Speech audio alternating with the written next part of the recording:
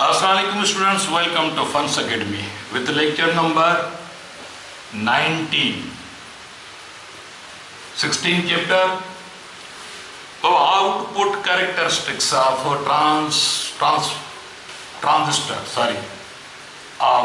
transistor, okay? Output characteristics of transistor. So once again we are using a NPN transistor. उनमें common emitter configuration थियल CEC common emitter okay और output characteristics में छा है graph draw कबो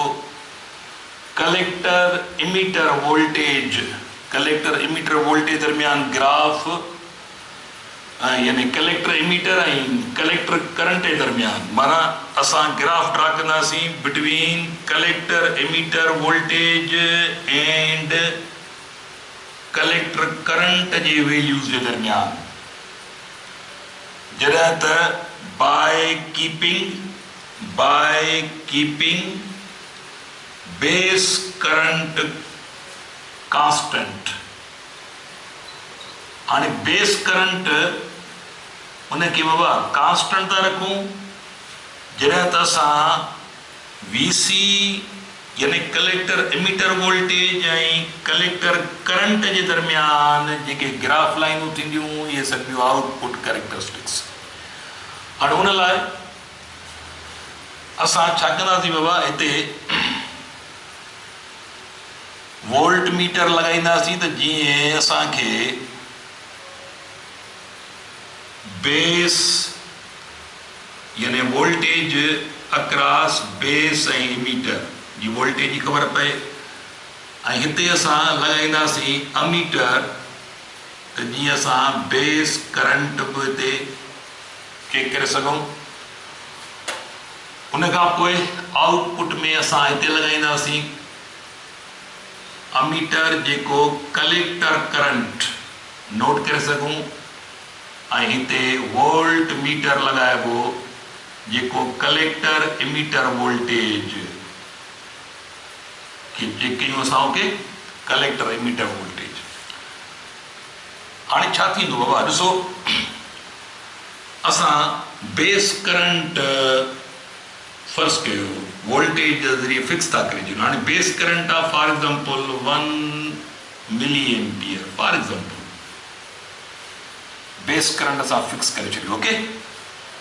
हाणे base current fix करे तव्हां छा कयो VC जा वैल्यू हाणे मिसाल 1 वोल्ट ॾेई कलेक्टर करंट नोट कयो फर्स्ट कयो कलेक्टर करंट अचे थो 1.2 मिली एम्पियर फॉर एग्जांपल ठीकु आहे वरी 2 वोल्ट ॾियो कलेक्टर करंट नोट कयो फर्स्ट कयो अचे थो पियो फॉर एग्जांपल 1.3 मिली एम्पियर वरी 3 वोल्ट ॾियो कलेक्टर करंट नोट कयो फर्स्ट कयो अचे थो 1.4 मिली एम्पियर बाबा 4 वोल्ट ॾियो फर्स्ट कयो करंट अचे थो पियो collector current 1.5 milli ampere first कयो 5 वोल्ट ॾियो करंट अचे थो पियो 1.6 मिली एम्पियर फॉर एग्जांपल जॾहिं त बेस करंट तव्हां मुक़ररु करे छॾियो आहे फिक्स करे छॾियो आहे 1 मिली एम्पियर हाणे तव्हां ग्राफ कढो हिननि 5 वैल्यूज़ ऐं हिननि 5 वैल्यूज़ जे दरमियान माना तव्हां ग्राफ VC वर्सिस IC जे दरमियान पर छा खे कांस्टेंट रखियो अथव बेस खे त हिननि जे दरमियान जेके तव्हां ग्राफ कढंदो हिननि खे आउटपुट कैरेक्टरिस्टिक चइबो आहे ओके वरी ॿिए पासे अचो वरी बेस जो ॿियो वैल्यू रखो फर्स्ट कयो 2 मिली एम्पियर था रखूं माना बेस करंट असां वधायूं था वंस अगेन वरी तव्हां ही रिपीट कयो हाणे ही शयूं फर्स्ट कयो वरी नई सी रीडिंग ॿी रीडिंग था वठो पिया हाणे ॿी रीडिंग में छा थो थिए पियो ॾिसो फर्स्ट कयो साॻी वोल्टेज ॾियो 2 वोल्ट ॾियो त हाणे सवेल करंट केतिरो सवेल करंट हो 2 मिली एम्पियर हो पर हाणे करंट बेस करंट वधायो त कलेक्टर करंट वधियो हाणे 2 मिली एम्पियर न पर फर्स्ट कयो 2.1 मिली एम्पियर माना थोड़ो करंट वधंदो वरी ॾिसो तव्हां बेस करंट वधंदो कलेक्टर करंट वधंदो साॻी वोल्टेज ते वरी 2 वोल्ट ॾियो रिपीट कयो सवेल करंट हो सवेल हो पहिरियां हो 1 यानी 2 मिली एम्पियर हाणे छा थी वियो हाणे फर्ज़ कयो 2.1 मिली एम्पियर हाणे वरी छा थींदो तव्हां 2 वोल्ट ॾियो त करंट थी वियो 2.2 मिली एम्पियर 2.2 मिली एम्पियर फर्ज़ कयो त बाबा पहिरियां छा हो पहिरियां 1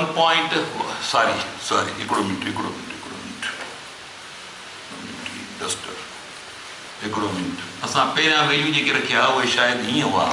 असां पहिरें वैल्यू ते 1.2 मिली एम्पियर ॾेखारियो फर्ज़ कयो वरी पहिरीं रीडिंग में वरी 2 मिली एम्पियर ते शायदि 1.3 ॾेखारियोसीं पर हाणे छा थींदो जेॾी महिल तव्हां बेस करंट वधायो आहे त इहो 1.2 मिली एम्पियर न थींदो पर 1. फर्ज़ कयो 4 मिली एम्पियर वरी 2 वोल्ट ते 1.6 मिली एम्पियर फर्ज़ कयो त बुनियादी तौर पहिरें बेस करंट वधायो आहे त हाणे साॻी वोल्टेज ते कलेक्टर करंट वधंदो वेंदो 3 वोल्ट ॾियो त 1.8 मिली एम्पियर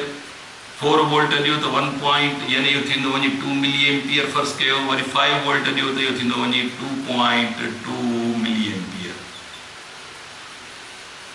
वरी जेकॾहिं ते बेस करंट 3 मिली एम्पियर रखंदो त पोइ हिन साॻी वोल्टेज ते कलेक्टर करंट अञा 1.4 खां वधंदो वेंदो 1.6 खां माना ॿी वोल्टेज ते 1.6 खां वधी वेंदो 5 वोल्ट ते 2.2 खां वधी वेंदो त हाणे ही जेके तव्हां ही बेस करंट फिक्स करे तव्हां 5 रीडिंगूं वरितियूं आहिनि हिन साॻी वोल्टेज ते त IC हर हिकु सेट ते ॾिसो त IC वधंदो थो वञे माना बेस करंट वधायो था त IC वधंदो वेंदो हाणे हिननि वैल्यूज़ जे दरमियान हिन ई वैल्यू दरमियान बाबा the plot of VC versus IC by keeping different values of IB being constant are called output characteristics इनके आउटपुट कैरेक्टरिस्टिक हाणे थिए छा थो पियो तव्हां जीअं VC वधायो था त बेस खां इलेक्ट्रॉन नेगेटिव चार्जिस छिकिजी थी वञनि वधीक माना बेस करंट वधायो था त कलेक्टर करंट वधी थो वञे वधीक पावर आहे उन पासे VC माना इहा हिननि खे पावर जेको आहे ॾिसो त हिते एन टाइप मटीरियल आहे कलेक्टर जो ऐं हीअ हूंदो आहे छा पॉज़िटिव टर्मिनल जे रिवर्स ब्यास हूंदो आहे त जेतिरो पॉज़िटिव पोलैरिटी तव्हां वधाईंदो ओतिरो इलेक्ट्रॉन छिकजनि था माना बेस करंट वधाइण सां कलेक्टर करंट बि वधे थो पियो इहो यादि रखिजो ओके त हिते छा थो थिए बाबा हिते एक्चुअली जेका कलेक्टर जी पोटेंशियल आहे उहा था वधायो पिया त नेगेटिव चार्जिस कलेक्टर तरफ़ वधीक कलेक्ट थियनि पियूं त ही तव्हांजो आउटपुट कैरेक्टरिस्टिक्स आहिनि त इहो थोरो इनखे बुक में वरी इनखे रिकॉल कजो चङी तरह ॾिसिजो असां वरी ॿिए लेक्चर में पाण गॾु हूंदासीं तेसिताईं अल्लाह हाफ़िज़